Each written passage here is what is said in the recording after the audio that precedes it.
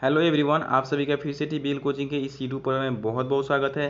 तो दोस्तों, जैसा कि आप थंबनेल देखकर अनुमान लगा लिए होंगे, ये वीडियो जो है किस पे आधारित होने वाला है। इस वीडियो में हम लोग जो है क्या करने वाले हैं। जी हाँ दोस्तों, इसमें बिहार ITI 2019 में पूछे गए साइंस के जो भी प्रश्न थे, जो हम लोग करा रहे थे, उसमें पार्ट 1 हो चुका था। और पार्ट 1 में हम लोग एक से लेकर 25 तक के क्वेश्चन को देख चुके थे, जो साइंस के पूछे गए थे।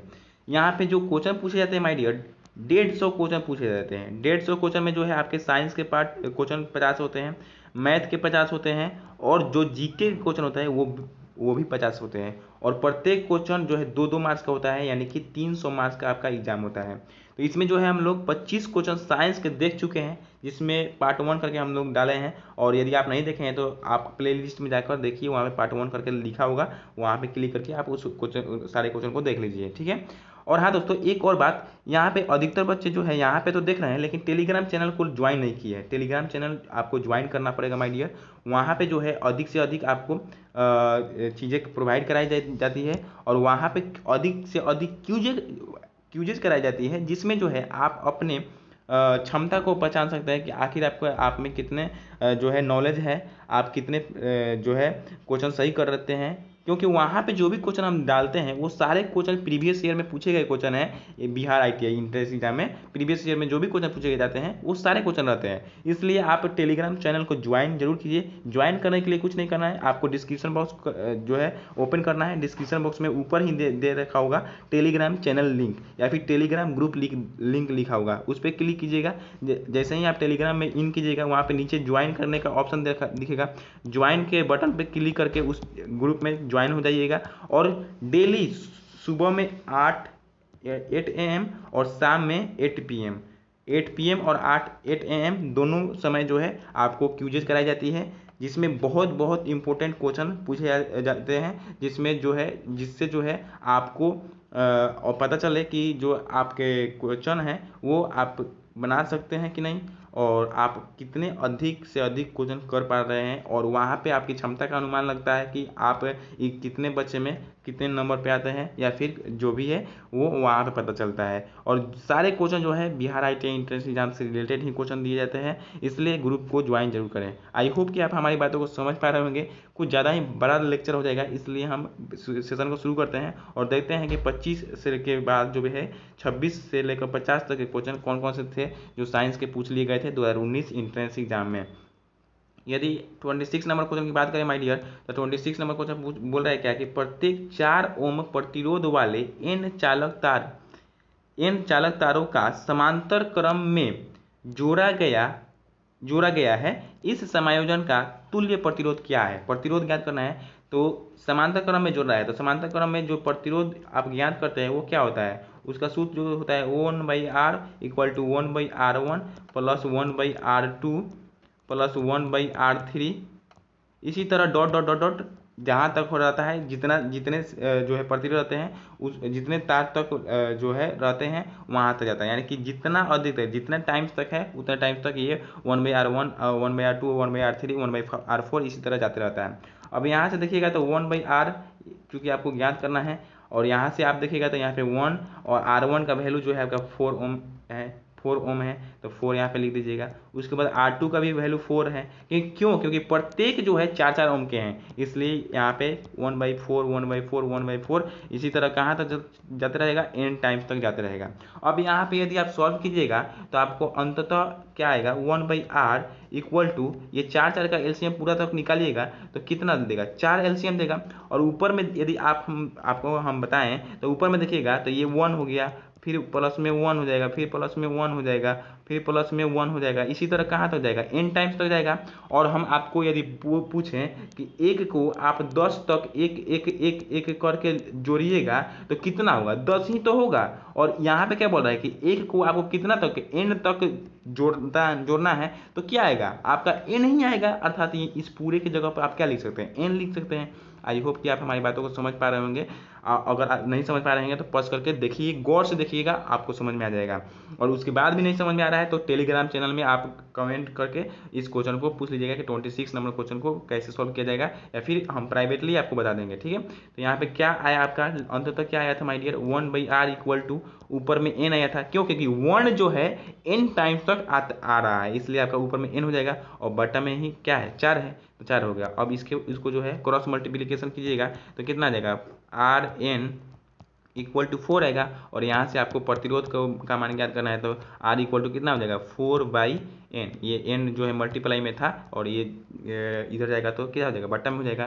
तो 4/n जो है आपका सही उत्तर के रूप में आएगा, तो वो जो है आपके ऑप्शन नंबर बी में दे रखा हुआ है, इसलिए आपका ऑप्शन नंबर बी जो है 4/n आपका राइट आंसर हो जाएगा। आई होप कि आप हमारी बातों को समझ गए होंगे, क्वेश्चन को भी समझ गए होंगे। तो चलिए 27 नंबर क्वेश्चन की तरफ बढ़ते हैं। 27 नंबर क्वेश्चन आप स्क्रीन पर देख सकते हैं, बोल रहा है क्या कि एक गतिमान आवेशित कण उत्पन्न करता है। तो एक गतिमान आवेशित कण क्या उत्पन्न करेगा माय डियर, यदि आप देखेंगे, हम एक एग्जाम्पल के थ्रू आपको बताएं तो ये मान लीजिए एक छड़ है और इसमें जो है हम जो है आवेश जो है प्रवाह कर देते हैं, इसमें आवेश प्रवाह कर देते हैं। जैसे ही इसमें हम आवेश प्रवाह करेंगे तो इसके चारों तरफ क्या होगा, इसके चारों तरफ तो एक तो चुंबकीय क्षेत्र बनेगा और चुंबकीय क्षेत्र के साथ साथ क्या होगा, विद्युतीय क्षेत्र भी बनेगा। क्यों, क्योंकि यदि आप सुने होंगे कि तार के नज़दीक जो खुला तार रहता है उसके नज़दीक जो है नहीं जाने की सलाह दी जाती है। क्यों, क्योंकि वो तार जो है, वो वायर जो है, वो उस व्यक्ति को अपनी ओर आकर्षित करता है। तो आकर्षित करेगा यानी कि क्या, चुंबकीय क्षेत्र के कारण आकर्षित करेगा, और जब आकर्षित करेगा तो उसको जो है भस्म भी कर देगा। तो भस्म किसके कारण करेगा, विद्युतीय क्षेत्र के कारण। क्यों, क्योंकि उसके चारों तरफ क्या होगा, विद्युत भी होगा, विद्युत धारा भी होगा, इसलिए जो है तार के नज़दीक जो आवेशित तार होते हैं उसके नज़दीक नहीं जाने की सलाह दी जाती है। जो बड़े बड़े जो है वोल्ट के तार जो गाँवों में रहते हैं उसके नज़दीक नहीं जाने की सलाह इसलिए दी जाती है क्योंकि वहाँ पे चुंबकीय क्षेत्र के साथ साथ विद्युतीय क्षेत्र भी रहता है। वो आपको तो खींचेगा ही, लेकिन खींचने के बाद जलाकर भस्म भी कर देगा। तो आई होप हमारी बातों को समझ गए होंगे। चलिए नेक्स्ट क्वेश्चन की तरफ बढ़ते हैं। 28 नंबर क्वेश्चन क्या बोल रहा है कि विडाल टेस्ट का संबंध किस रोग से है। तो विडाल टेस्ट का रोग माय डियर संबंध जो है मोती झरा यानी कि टाइफाइड से होता है। यदि आपको आपको न हो टाइफाइड, हम आपसे भगवान से कामना कर रहे हैं, लेकिन यदि किसी व्यक्ति को टाइफाइड हो रहा है और वो डॉक्टर के पास जाता है तो डॉक्टर उसको विडाल टेस्ट करने की सलाह देता है। वो एक टेस्ट का प्रकार है, तो ये जो है आपका टाइफाइड से रिलेटेड होता है, तो इसलिए आपका ऑप्शन नंबर ए जो है सही उत्तर हो जाएगा। वो विडाल टेस्ट टाइफाइड से रिलेटेड संबंधित होता है। 29 नंबर क्वेश्चन बोल रहा है क्या कि मनुष्य का प्रमुख उत्सर्जी उत्पाद होता है। मनुष्य जो है क्या उत्सर्जित करता है। तो माय डियर आप जानते होंगे कि मूत्र के साथ जो है मनुष्य यूरिया को उत्सर्जित करता है, इसलिए आपका यूरिया जो है आपका सही उत्तर हो जाएगा। 30 नंबर क्वेश्चन बोल रहा है क्या कि कवच युक्त जंतु किस संघ के अंतर्गत आते हैं। तो आपको याद रखना है कवच युक्त यानी कि तेलचट्टा हो गया, कछुआ हो गया, ये सारे जो है आपके मोलस्का संघ के जो है जंतु होते हैं। तो इसलिए आपका ऑप्शन नंबर सी जो है मोलस्का सही उत्तर हो जाएगा। ओके, तो यहाँ पे मोलस्का याद रखना है, कवच युक्त जंतु किस संघ के होते हैं, मोलस्का संघ के होते हैं।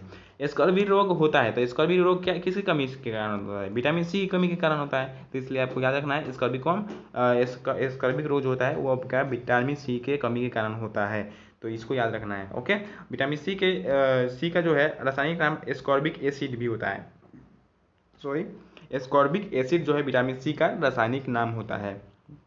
चलिए इसको याद रखिएगा। और विटामिन ए जो है, विटामिन ए के कारण, ए की कमी के कारण रतौंधी होता है, इसको भी याद रखिएगा, रतौंधी भी होता है। काफ़ी अधिक पूछे जाते हैं क्वेश्चन ये सारे इसलिए याद रखिएगा, काफ़ी इंपॉर्टेंट क्वेश्चन है।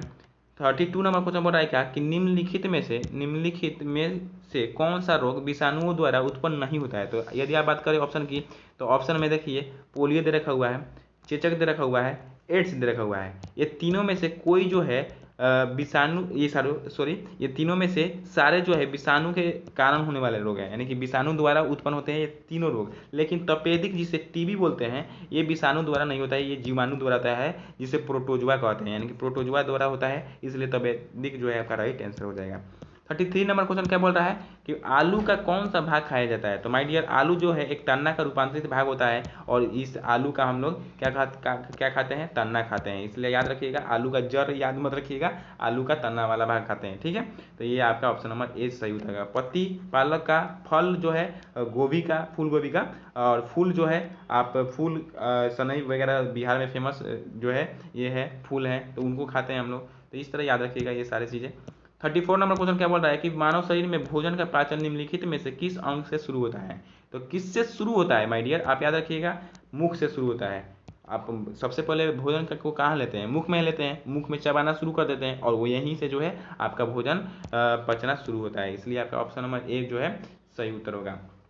चलिए नेक्स्ट क्वेश्चन की बात करें तो नेक्स्ट क्वेश्चन में 35 नंबर क्वेश्चन बोल रहा है क्या कि किस कारण से स्टोन कैंसर होता है। स्टोन कैंसर का अर्थ क्या होता है माय डियर, स्टोन कैंसर का अर्थ जो होता है, स्टोन कैंसर का अर्थ जो होता है माय डियर, एक मिनट थोड़ा सा वेट कीजिएगा। स्टोन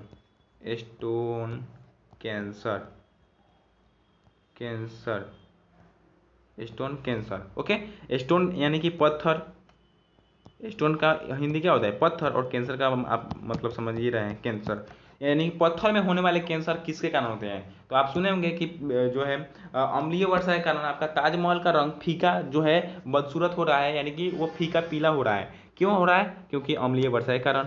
अम्लीय वर्षा के क्यों हो रहा है, ओजोन परत में छिद्र होने के कारण। यानी कि जो है स्टोन कैंसर आपका वो अम्लीय वर्षा से संबंधित है, ये आपको याद रखना है। स्टोन कैंसर अम्लीय वर्षा से संबंधित है। चलिए 36 नंबर क्वेश्चन क्या बोल रहा है कि निम्न में से कौन सा एक वास्तविक मछली है। तो जेलोफिश की बात करें तो जेलोफिश जो है आपका एक प्राणी है, समुद्री प्राणी है, स्टार फिश भी समुद्री प्राणी है, लेकिन डॉग फिश जो है एक मछली का प्रकार है, मछली का प्रकार। डॉग मतलब कुत्ता मत समझिएगा, डॉग फिश मतलब मछली का एक प्रकार है। तो इसलिए आपका ऑप्शन नंबर सी जो है सही उत्तर होगा। 37 नंबर क्वेश्चन क्या बोल रहा है कि जब कोई कार विराम से अचानक चल पड़ती है तो उसमें बैठे सवार पीछे की तरफ झुक जाते हैं, यह घटना डैश का उदाहरण है, किसका उदाहरण है। तो माय डियर, ये घटना क्या होता है, जब व्यक्ति जो है विराम में बैठा रहता है या फिर खड़ा रहता है गाड़ी में, तो गाड़ी जैसे ही अचानक खुलती है तो व्यक्ति पीछे की तरफ झुक जाता है, और जैसे ही ब्रेक लगाती है चलती हुई गाड़ी, जैसे ही ब्रेक लगाएगी तो वो आदमी आगे की तरफ झुक जाता है। ये किस कारण होता है, जड़त्व के कारण होता है माय डियर, किसके कारण होता है, जड़त्व के कारण होता है। और ये जड़त्व किस नियम से, न्यूटन के किस नियम से रिलेट करता है, संबंध रखता है, वो आपका न्यूटन का प्रथम नियम से संबंध रखता है। इसलिए आपका ऑप्शन नंबर ए जो है न्यूटन का प्रथम नियम सही उत्तर होगा, ओके। चलिए 38 नंबर क्वेश्चन की बात कर लेते हैं। 38 नंबर क्वेश्चन क्या बोला है कि समुद्र के जल में औसत लवण की मात्रा कितनी होती है। तो ये आपको याद रखना है, औसत लवण की मात्रा 3.5% होती है, जिससे हम लोग नमक प्राप्त करते हैं, ओके। 3.5% याद रखिएगा समुद्र जल की लवण की मात्रा।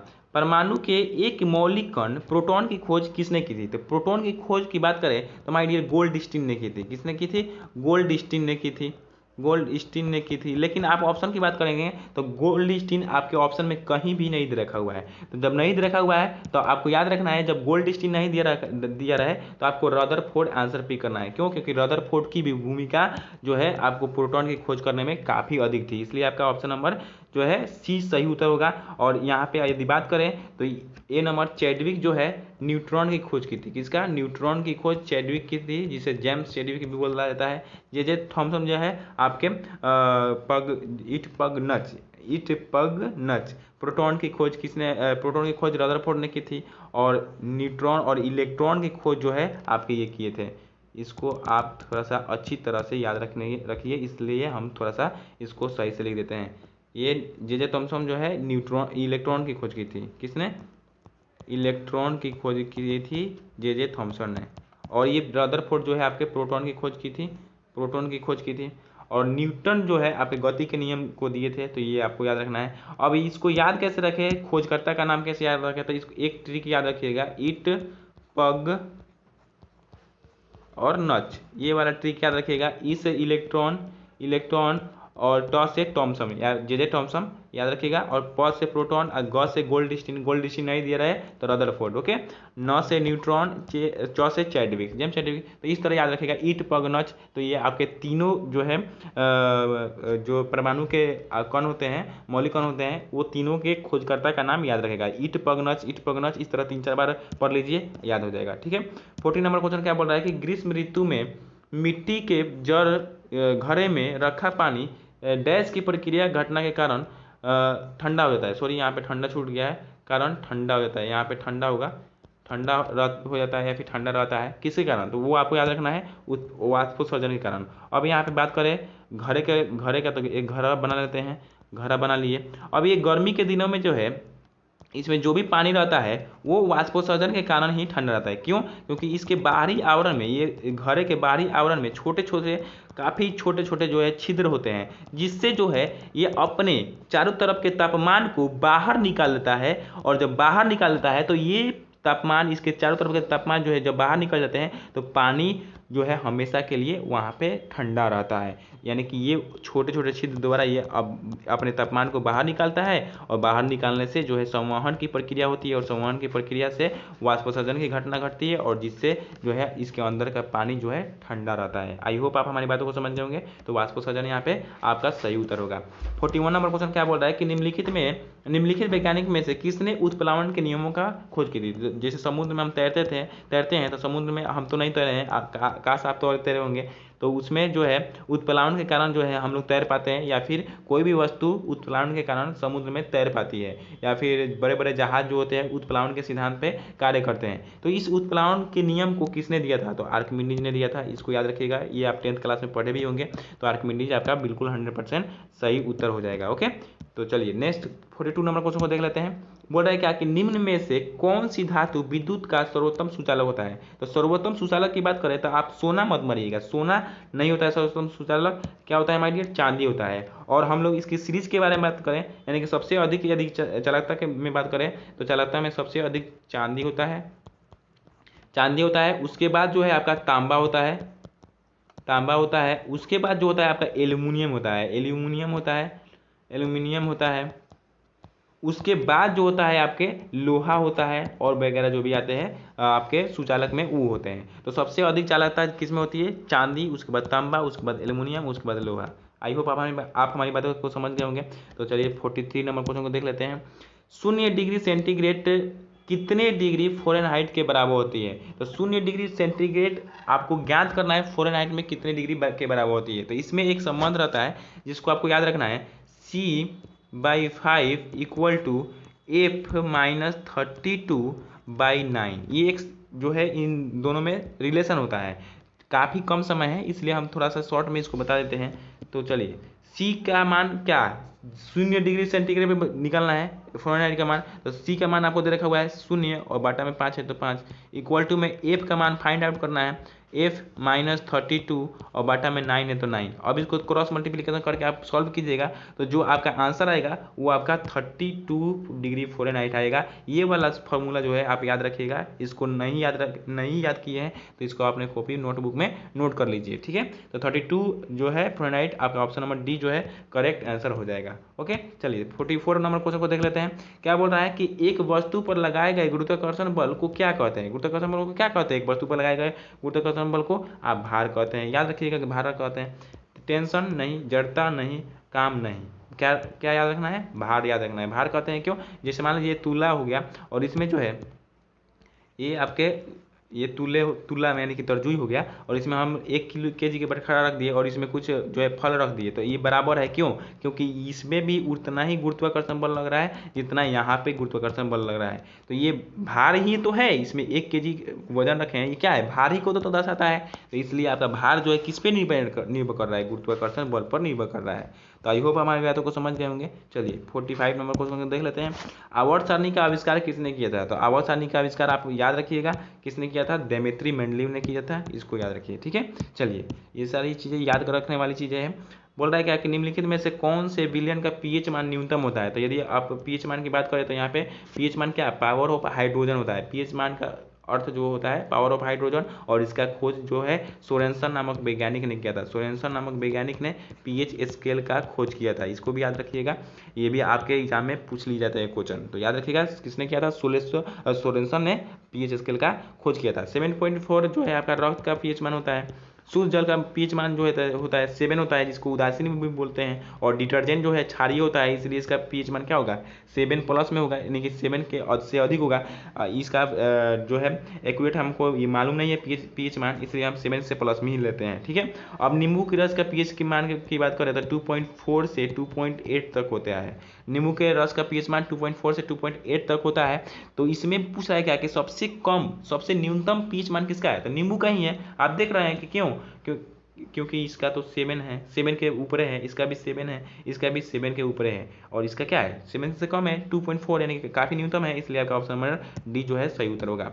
47 नंबर क्वेश्चन की बात करें तो 47 नंबर क्वेश्चन क्या बोल रहा है, प्रकाश संश्लेषण की प्रक्रिया में पौधे किस ऊर्जा का उपयोग करते हैं। तो प्रकाश संश्लेषण में पौधे किस ऊर्जा का उपयोग करेंगे, सौर ऊर्जा का प्रयोग करेंगे। क्यों, क्योंकि सूर्य से आने वाली प्रकाश जो भी होती है उनसे जो है ये अपना प्रकाश संश्लेषण की प्रक्रिया को पूरा करते हैं और अपना भोजन तैयार करते हैं। तो ये क्या हो जाएगा, आपका सौर ऊर्जा सही उत्तर हो जाएगा। चलिए नेक्स्ट क्वेश्चन को देख लेते हैं। नेक्स्ट क्वेश्चन क्या बोल रहा है, थोड़ा लंबा वीडियो बन रहा है, लेकिन टेंशन की कोई बात नहीं है, ये 2-3 को वीडियो लंबा जाएगा, उसके बाद जो है हम लोग छोटा छोटा करके टॉपिक बाय टॉपिक सारे चीज़ों को कवर करेंगे। यहाँ पे क्या बोल रहा है कि मेंडल ने सॉरी माय डियर, मेंडल ने मटर के पौधे को चुना क्योंकि वे आसानी से उपलब्ध थे, वे सस्ते थे, उनमें विषम दिखने वाले गुण थे, या उपरोक्त सभी। तो यहाँ पे ऑप्शन नंबर डी जो है आपका सही उत्तर होगा, उपरोक्त सभी। क्यों, क्योंकि वे आसानी से उपलब्ध भी थे और वे सस्ते भी थे और उनमें विषम दिखने वाले गुण भी थे। और मेंडल ने अनुवांशिकी की खोज की थी, तो अनुवांशिकी के लिए जो है मटर के पौधे का ही चयन किया था। तो यही पूछ लिया जाता है कि मेंडल ने किस पौधे पर अनुवांशिकी की खोज की जाए, जो भी है वो किस पौधे पर जो है अपना सर्च वगैरह किया, तो वो आपका मटर के पौधा हो जाएगा राइट आंसर। ओके, चलिए 49 नंबर क्वेश्चन बोल रहा है क्या यूरिया का निर्माण कहाँ होता है। तो यूरिया का निर्माण माय डियर कहाँ होगा, यदि आप क्यूज कर रहे हैं तो क्यूज में अधिकतर बच्चे को हम देखे हैं कि यूरिया का निर्माण गुर्दा में रहे हैं।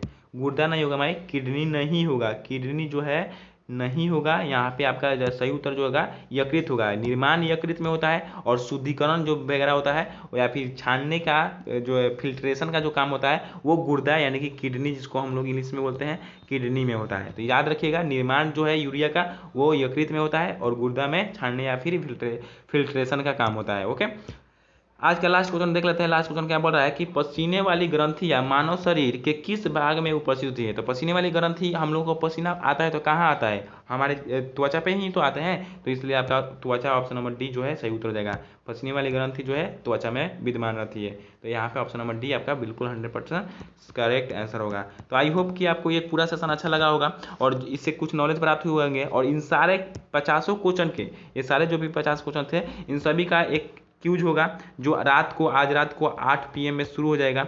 उसको ज्वाइन कर लीजिएगा, टेलीग्राम चैनल से ग्रुप को ज्वाइन कर लीजिएगा और उसमें अपना स्कोर चेक कीजिएगा कि आप कितने क्वेश्चन को का सही आंसर बता रहे हैं, आप कितने कॉन्सेंट्रेशन के साथ इस सारे क्वेश्चन को देखे हैं। क्योंकि प्रीवियस ईयर से अधिक क्वेश्चन IIT में पूछ लिए जाते हैं, इसलिए प्रीवियस ईयर को आप नज़रअंदाज नहीं कर सकते हैं। इससे पता क्या चलता है कि हम लोग क्या जो है तैयारी कैसी है और किस प्रकार क्वेश्चन एग्जाम में पूछे जाते हैं। तो आई होप आप हमारी बातों को समझ रहे होंगे।